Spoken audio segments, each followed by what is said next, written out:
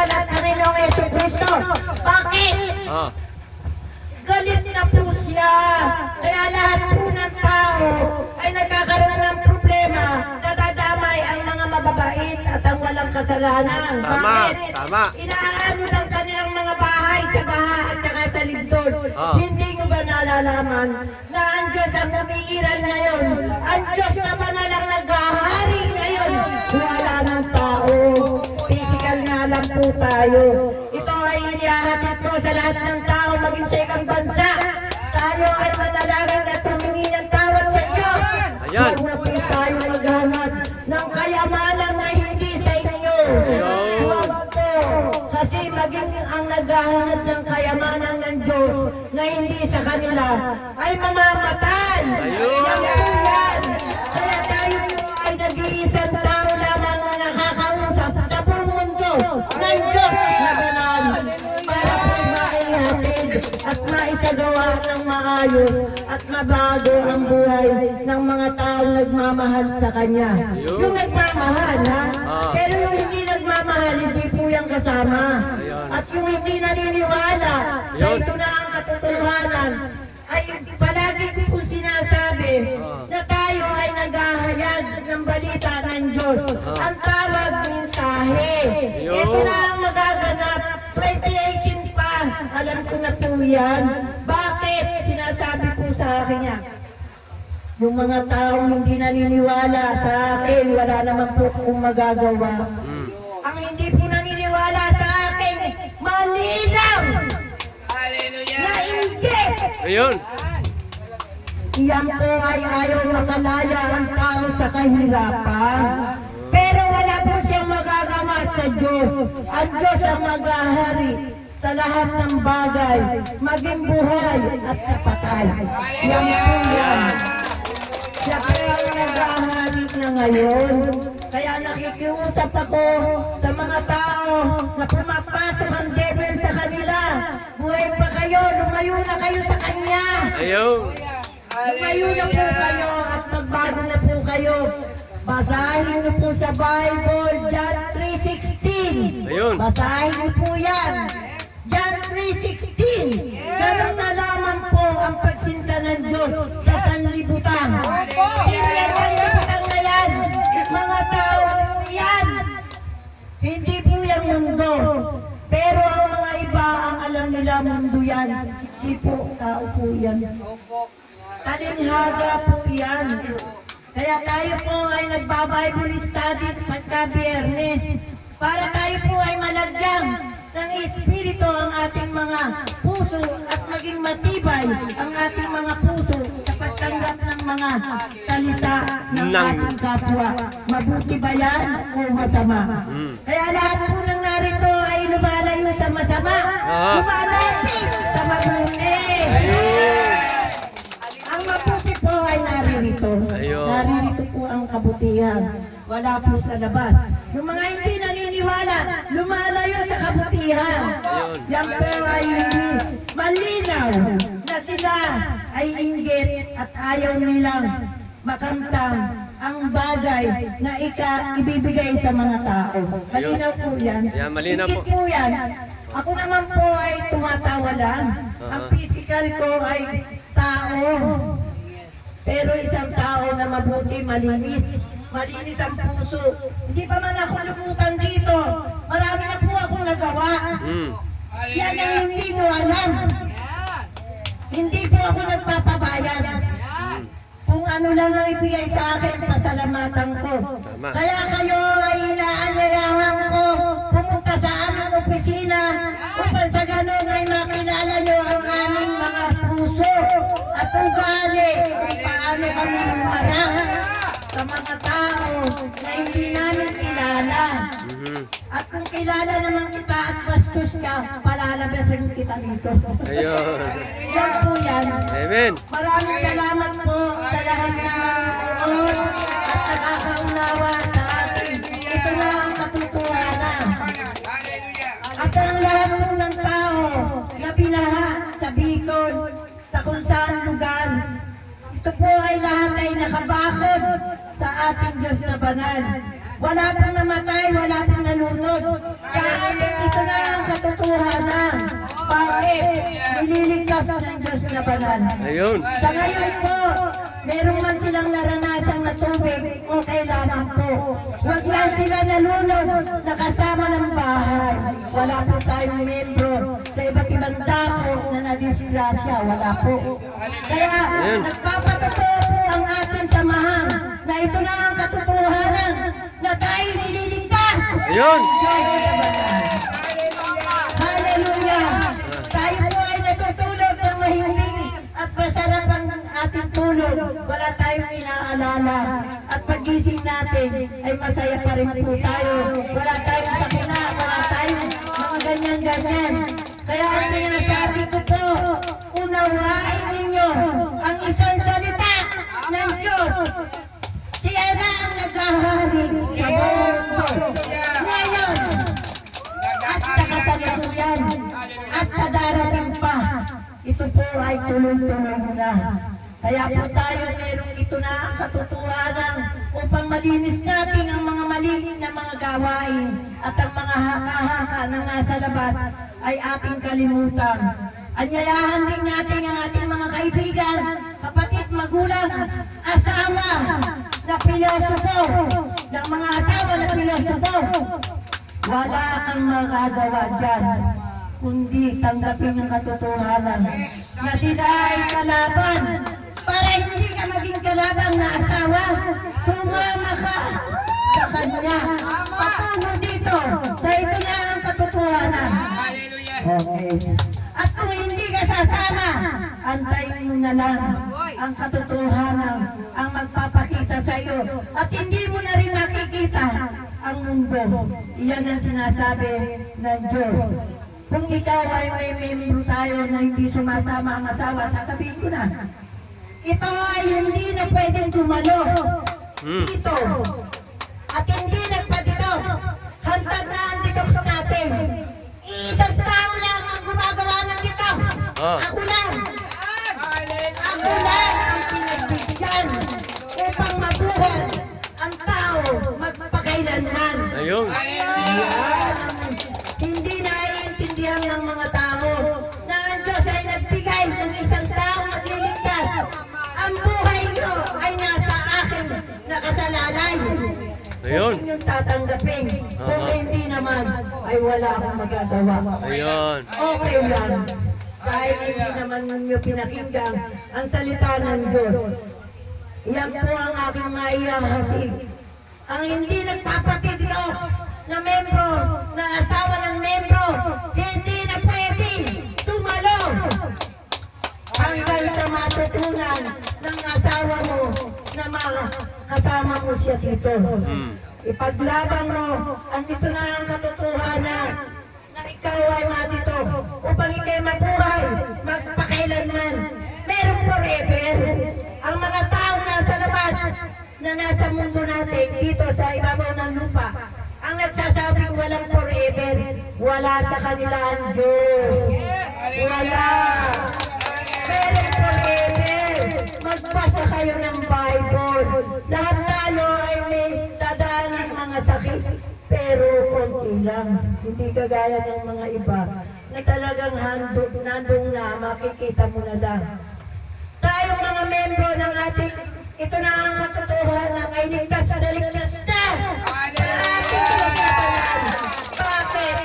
Ipinagsisigawan ko yan sa lahat ng tao, maging ito'y membro, maging ito'y hindi membro, upang makilala nila ang tunay na ito na ang katotohanan. Ang unang pinapakilala po natin dito ay ang Diyos na banal. Pangalawa po, Diyos na dakila.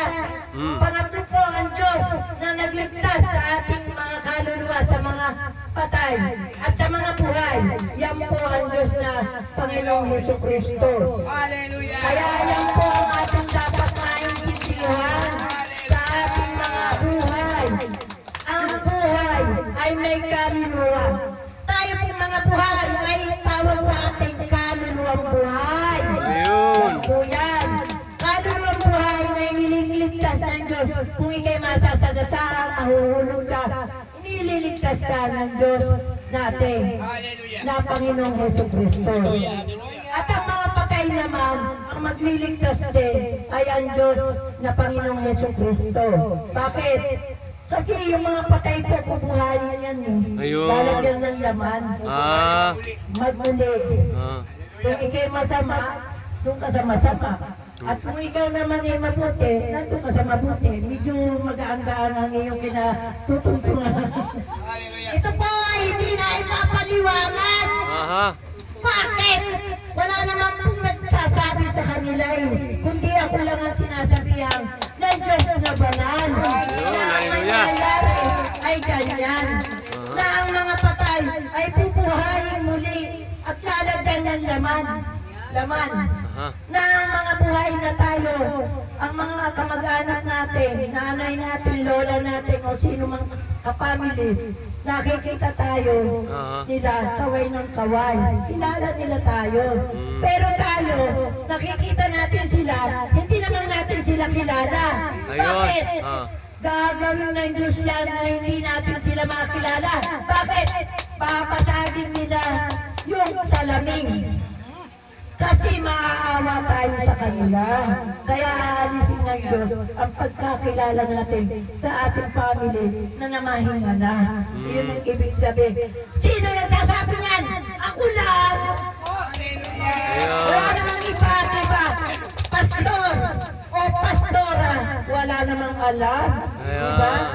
Sa buong mundo, ako lang ang nakakausap ng Diyos na banal. Naniwala ng hindi. Wala akong magagawa sa inyo. Okay.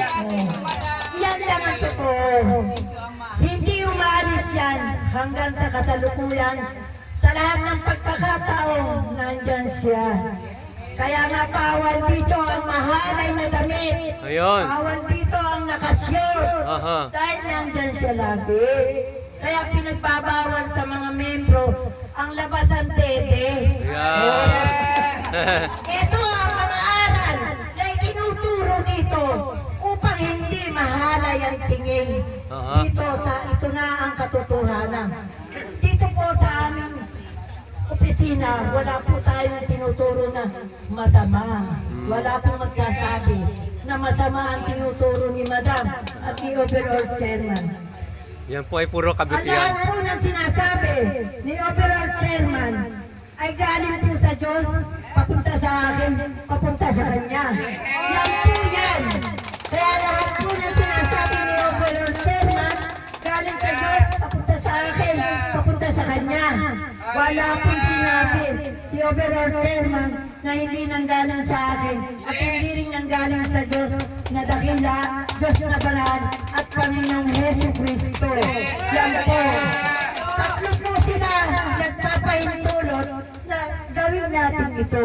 At tatlo rin sila na magbibigay ng pahintulot kung bukas o sa linggo na tayo tatanggap na ng pera.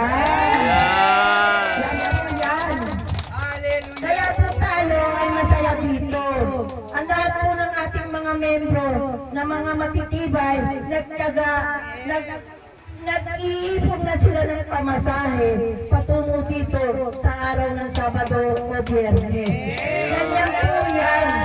At ang Diyos po natin, basta kayo po ay membro, sa ito na ang katotohanan, hindi kayo kakain ng tubig o kamote lang. Hindi kayo pababayaan, kakain po kayo ng kanin. Tatlong beses maghapon.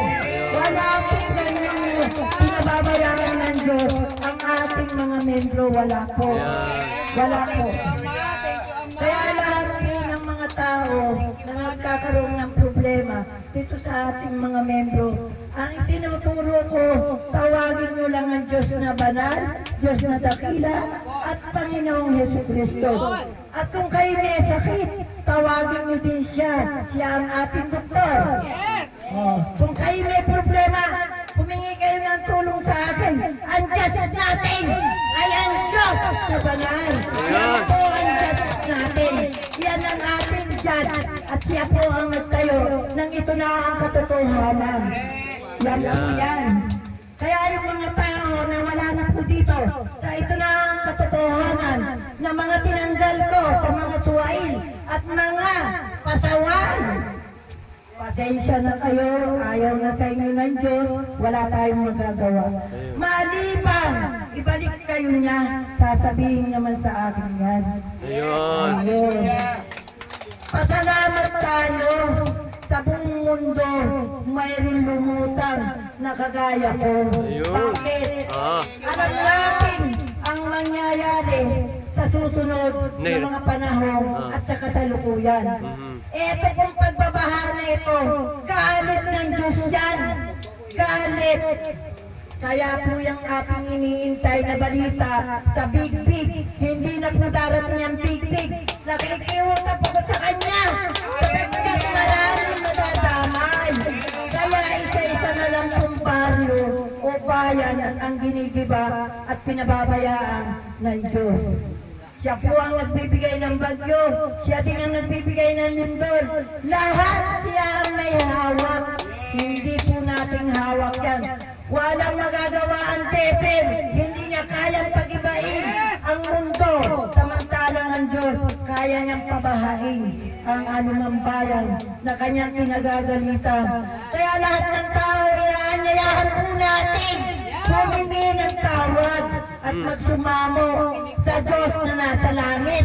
Hindi sa kung saan-saan Diyos. Na. Hindi po mga Diyos ng lupa. Kung kayo titingin sa langit at pipikit kayo, huwag na kayong humarap kung saan pa.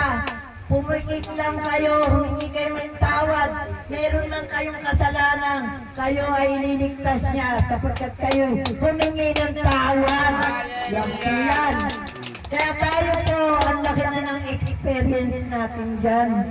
Ang panalangin na taimtim ay malaki po ang nagagawa. Hindi lamang po ako ang binibigyan ng himala, kundi ang mahal niya din sa mga membro. Hindi lahat ng tao, ha? Yung mga membro lang po ngayon sa kasalukuyan ang kanyang tinitingnan. Hindi na po tinitingnan yung hindi mga membro. Para maintindihan nyo ang sinasabi sa akin. Ang tinitingnan ko at binabakuran ko ng aking mga kapangyarihan ay ang mga membro ng ito na ang katotohanan. Ayan. Ayan. Baka akala nyo lahat ng tao, hindi po. Ito po ang ating opisina. Ang Diyos na banal, tatlo lang sila. Diyos na dakila, Diyos na banal, Panginoong Hesus Kristo. Nasa gitna siya ng kalangitan. Tatlo lang po ang tao sa langit. Bakit? Maliit pa ako, marami na nagsasabi, marami nakatira sa langit. Kaya binabago ko po ang pananaw ng mga pastor, ng mga ministro, ng mga pastora na nagbabasa ng Biblia. Hindi nila alam. Tatlo lang po ang nakatira sa langit, sa taas. Ang Diyos na dakila at Diyos na banal at Panginoong Hesus Kristo. Pagkuhin na po ninyo ang inyong pagtanggap sa katotohanan. Huwag niyong mamaliin ang inyong mga kaisipan sapagkat iyan ay devil. Ngayon, mapapanood nyo ang aking sinasabi. Tayo po, ito na ang katotohanan. Bawal magsinungaling. Lahat po ng sinabi ko dito sa video ay galing sa Diyos na banal. Ito po ay hindi galing sa aking kaisipan. Galing po sa Diyos na banal. Bago po ako matulog, kami po ay nag-uusap kung ano ang sasabihin ko bukas sa lahat ng mga tao na naririto at sa lahat ng nasa labas. Yan po yan, kasi mapapanood nyo kami. Mapapanood nyo ang aking salita. Okay. Kaya po tayo, laging masaya. Huwag tayong nalungkot. Bakit? Tayo po yung ito na ang katotohanan, natatanggap ng kasiyahan at makakalaya sa kahirapan. Yan po yan. Yan po yan. Yan ang ating ipinamamalita sa lahat ng tao. Na sumali na kayo, tanggap naman kayo, basta kayo ay magbabago. Pero kung hindi kayo magbabago, sorry na lang, kalabang kayo. Yan po yan. Wala po tayong sinasabi na hindi tatanggapin basta mahal kayo ng Diyos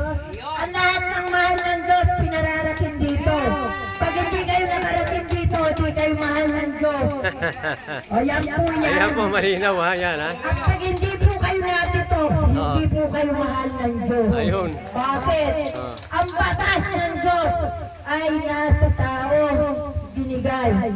Alin? Ang lahat ng tao ay nakalaang mamatay. Di po ba?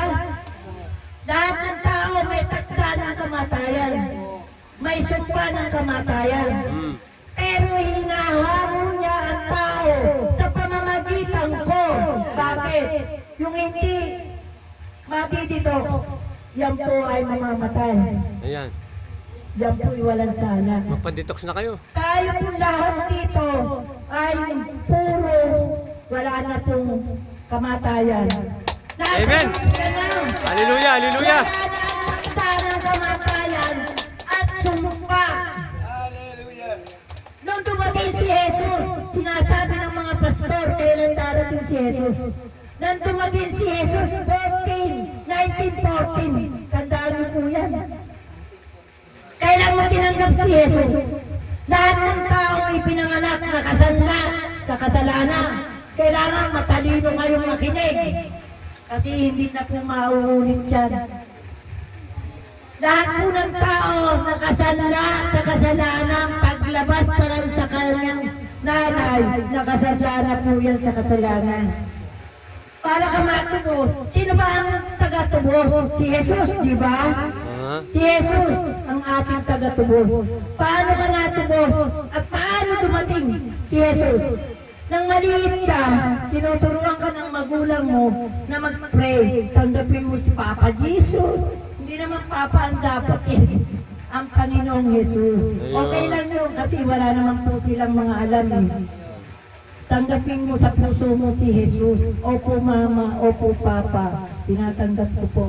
Tuwing mananalangin ka, ang umpisa, Jesus. Tuwing magtatapos ka, ang umpisa, matatapos na, Jesus pa rin. Ayun. Doon tinanggap mo si Jesus. Doon tumating sa puso mo